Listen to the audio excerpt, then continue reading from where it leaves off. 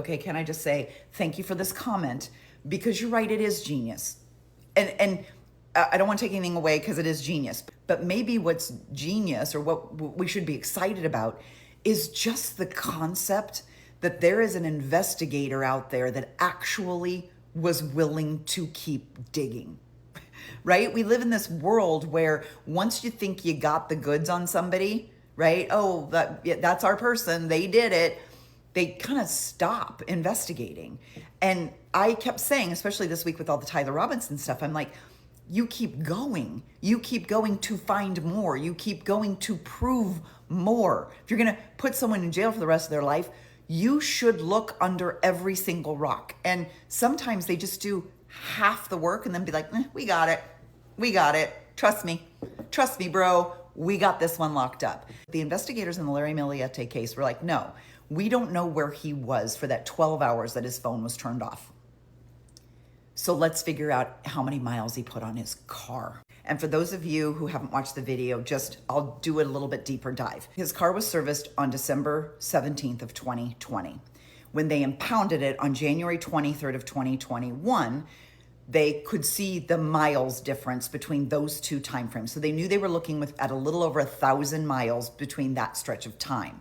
You start with the basic stuff like Larry goes to work how many days a week? So during that, and by the way, it was the holidays and stuff, so he probably wasn't going to work as much, but you could tell, here's the days Larry went to work. Here's the days Larry came home. Here's the number of miles that takes, and here's toll roads and things like that that we can prove that that's where he was. Here are the receipts that show every time he gassed up, so we could tell when the tank was running low, he'd run a certain number of miles. But then they also used things like his cell phone tower pings, because there was only one day where he was without a cell phone. All those other days it was turned on. So they were able to triangulate where he was. They could look at his finances and go, okay, on this day they bought groceries. So let's assume he drove the 3 miles over to the Kroger or whatever. Let's assume he did this. Let's assume he did this. So they pieced together this whole great big picture of from December 17th to January 23rd of all the places Larry could have driven based on all of basically his footprint. Like, where the hell was he? And by the way, even geofencing, it's not just cell phone towers. Your cell phone will tell you, like, have you ever been in the middle of a Costco and suddenly a Costco ad pops up on your phone? Because they know where you're at.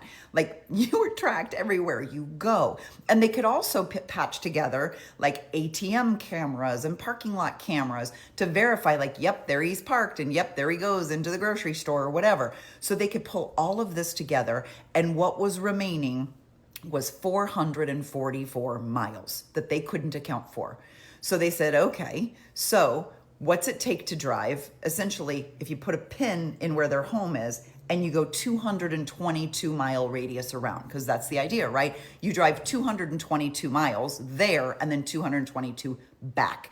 So if you draw a radius from where they live in Chula Vista, California, what is 222 miles around that? Well, on one side it's ocean. So you really just got to worry about kind of the more easterly, maybe northeast directions. Okay, so they started looking at what was in this area and they came up with a lot of things, right? There's Blythe, Quartzsite, like there's a couple of different areas that are kind of remote and maybe more desert. I'm sorry, I'm not from there, so I don't really know the areas.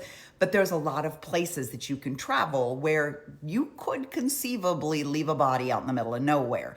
And so then they went and searched those areas. Now at this point, they already had a full year's worth of emails, texts, obsessive behavior, doing spellcasters, trying to hire a hitman, like all of these other things. So at this point, they probably already had enough circumstantial evidence to convince a jury that Larry killed Maya. But this is a story of investigators that are like, that's not enough. We're going to keep going, because if we're going to go into court and we expect a jury to put this guy away for the rest of his life, we're going to bring every goddamn bit of information. And that's what they did. And so I think this is not just a celebration of the genius that it took to kind of calculate and reverse engineer that, but it's the idea, it's like the heartwarming idea that there are investigators that will keep going. They will keep going because they know how important it is to look under every rock. And when you are going to, like, you're innocent until proven guilty. So they should keep going until you can absolutely prove to a jury beyond reasonable doubt that that's what this person did. So thank you to the commenter, because I'm one of these like data driven junkies. Like I want to see all the details. I don't just want to see a screenshot. I want you to do a full data dump on that phone and show us, like extract all the information and put it into charts and put it into graphs. And like, I want to know everything, more than I need to know.